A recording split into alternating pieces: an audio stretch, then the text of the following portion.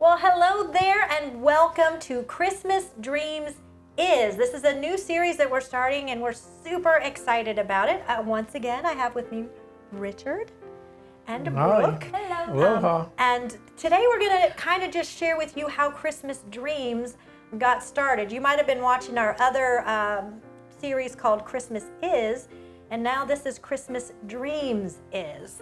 Because Christmas Dreams is a lot of stuff. We're doing some really cool things. We're excited about all that we're doing, but we just kind of wanted to take a moment to pause and tell you maybe some things you don't know. So in this episode, we're going to go all the way back to the beginning, because that's a question we get asked a lot, is where did the idea for Christmas Dreams come from?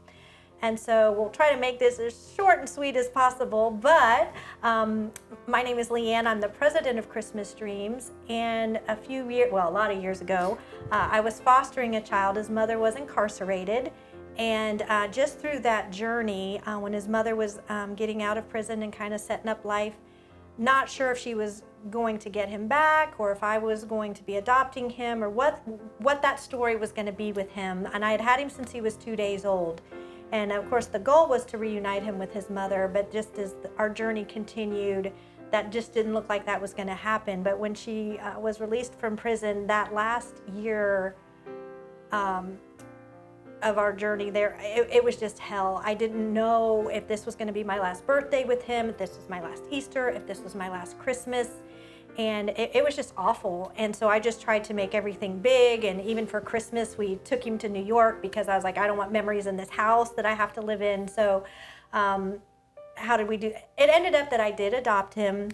And so when I'm talking about that last year, that was that last year of transition of her being out of prison and figuring out what she was going to do.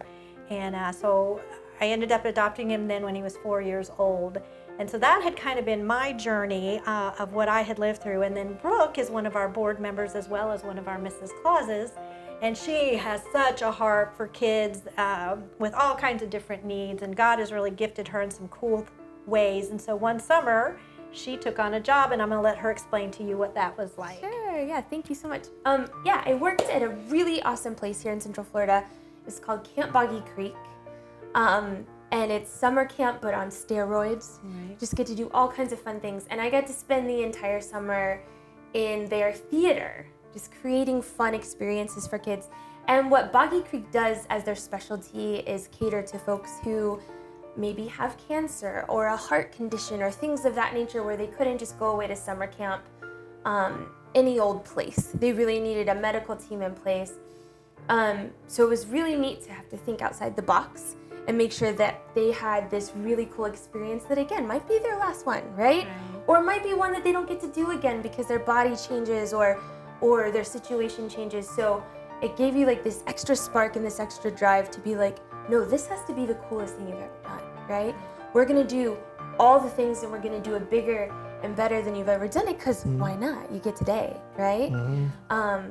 So that had been something I always thought was exciting, right? Creating these one-of-a-kind things, but it just gave it a real, oh no, but we need this, right? Yeah. The kids need things that are important and that matter and that they won't ever forget.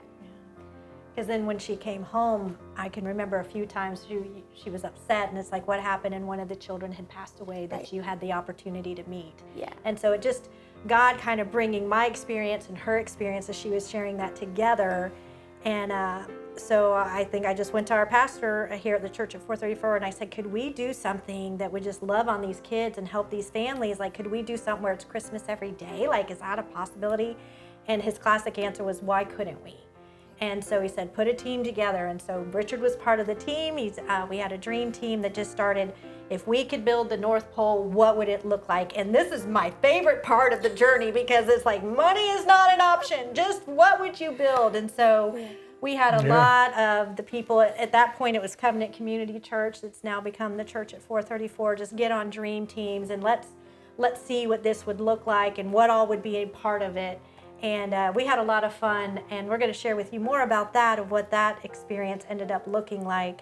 But that was the best part, I think. That's where the idea of Christmas Dreams came from.